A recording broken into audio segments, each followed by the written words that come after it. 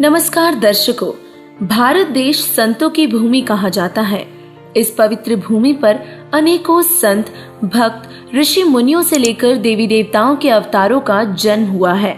आज हम आपको भगवान श्री कृष्ण जी की लीला के साथ संत कबीर जी, जिन्हें भक्तिकालीन संत के रूप में भी जाना जाता है, उनकी लीलाओं का वर्णन करेंगे एवं जानेंगे ऐसे तथ्य जो चौंका देने वाले होंगे। भगवान श्री कृष्ण जी की किन लीलाओं के कारण लोग उन्हें परमात्मा मानने लगे और पुरुषोत्तम जानकर उनकी भक्ति करने लगे। आज आपको श्री कृष्ण जी की लीला व परमेश्वर कबीर साहिब जी की मिलती जुलती लीला बताकर स्पष्ट करेंगे कि कौन समर्थ शक्ति है और कौन जीवन वृद्धि करने में सक्षम है।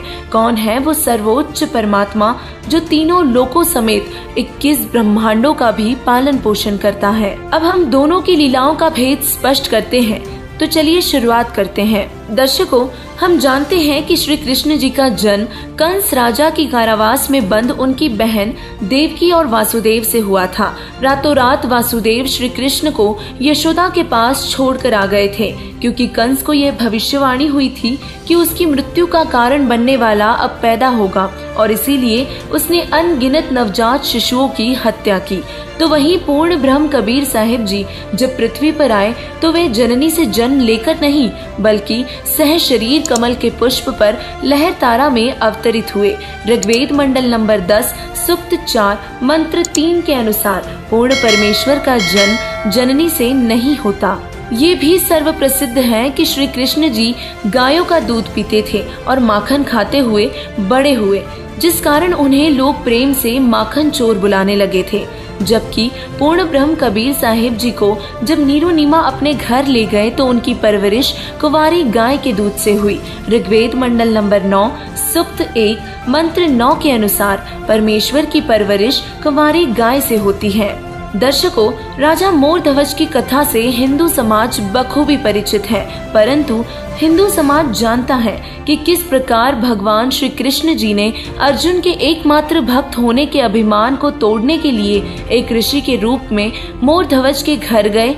वो अपने शेर के भोजन के लिए राजा और रानी के हाथों से ही पुत्र ताम्रध्वज का सिर कटवा दिया, और फिर ताम्रध्वज की एवं मोरध्वज की भक्ति से प्रसन्न होकर उसे जीवित कर इस लीला से अर्जुन का भ्रम भी मिटा दिया कि केवल वही सर्वोत्तम भक्त है। अब एक और लीला के बारे में आपको बताते हैं जो परमेश्वर कबीर साहिब जी ने भी की थी, जिसके विषय में बहुत ही कम लोग जानते हैं। ये कथा है सेऊ व सम्मन की। जी हाँ, सम्मन नाम का एक चूड़ी बेचने वाला मनिहार जो अपनी पत्नी नेकी एवं पुत्र सेऊ के साथ रहता था। वह इतना निर्धन था कि कई बार वे सपरिवार भूखे ही सो जाया करते थे, किंतु वे अपने पूज्य गुरुदेव कबीर साहिब जी के परम भक्त थे। एक दिन कबीर साहिब जी अपने 2 भक्तों के साथ सम्मन के घर पर पधारे और कबीर साहिब जी कमाल का सेवा को लेकर अभिमान तोड़ना चाहते थे। गुरुजी को आया देख सम्मन का परिवार बड़ा प्रसन्न हुआ। गुरुजी व भक्तों के लिए उन्होंने बैठने की व्यवस्था की एवं भोजन का आग्रह किया।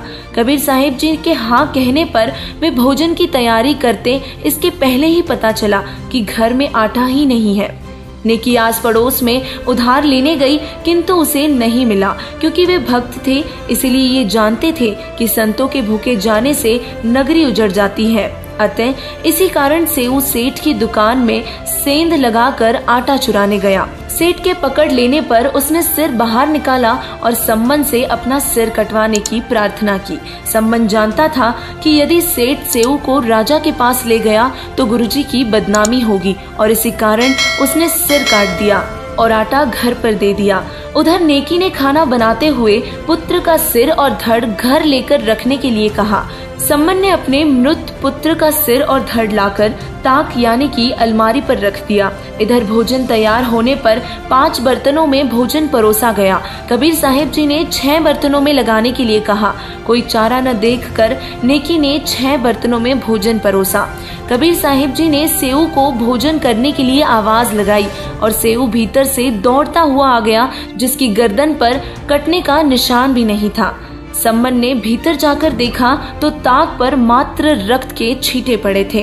जगत गुरु तत्वदर्शी संत रामपाल जी महाराज जी ने भगवान श्री कृष्ण जी की लीला व कबीर परमेश्वर जी की लीला में भिन्नता बताते हुए दर्शाया है कि भगवान श्री कृष्ण जी ने मोरध्वज के पुत्र ताम्रध्वज को आरे से कटवाकर जीवित कर दिया, लेकिन उन्हें मोक्ष नहीं दे पाए। जिसका जीवन शेष हो उसे मारकर जीवित करना शक्ति युक्त महापुरुषों के लिए आसान होता है, किंतु जिसकी आयु खत्म हो उसे जीवित करना केवल पूर्ण परमेश्वर के हाथों होता है। जिस समय कृष्ण जी के एकमात्र भांजों एवं पांडवों के अंतिम वंश अभिमन्यु की मृत्यु हुई थी, तब वे उसे जीवित आखिर क्यों नहीं कर सके थे।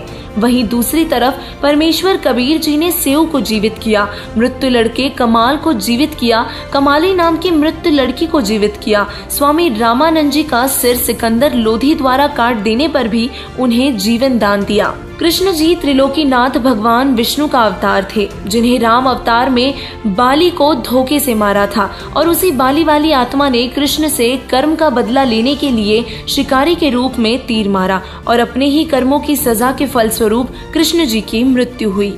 तो वही पूर्ण ब्रह्म कबीर साहिब जी, जो सभी ब्रह्मांडों के रचनहार एवं पालनहार हैं, वे सभी पंडितों, ज्योतिषियों और अनेकों शिष्य हिंदू एवं मुस्लिम समाज के साथ साथ राजा बीर सिंह बघेल और बिजली खान पठान के सामने सहशरीर अपने निजी निवास स्थान सतलोक चले गए और एक भयंकर युद्ध को भी टाल गए, क्योंकि दोनों धर्म के लोग कबीर साहिब जी का अंतिम संस्कार अपने तरीके से करना चाहते थे।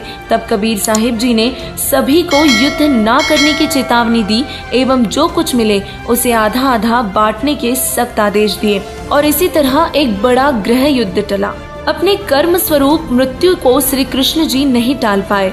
दुर्वासा ऋषि के श्राप से मर रहे 56 करोड़ यादवों को कृष्ण नहीं बचा पाए थे तथा मृत्यु से पूर्व पांडवों को पाप के कारण हिमालय जाकर तप करने और शरीर गलाने के लिए कहा। तो वही पूर्ण परमेश्वर कबीर साहिब जी ने अनेकों कर्म बंधन एवं पाप नष्ट किए हैं, लोगों को रोग मुक्त किया, जिनमें सिकंदर लोधी, जिसे जलन का भयंकर रोग था, शामिल है। कबीर साहिब जी ने सद्भक्ति दी एवं अनेकों जीवों को पार किया।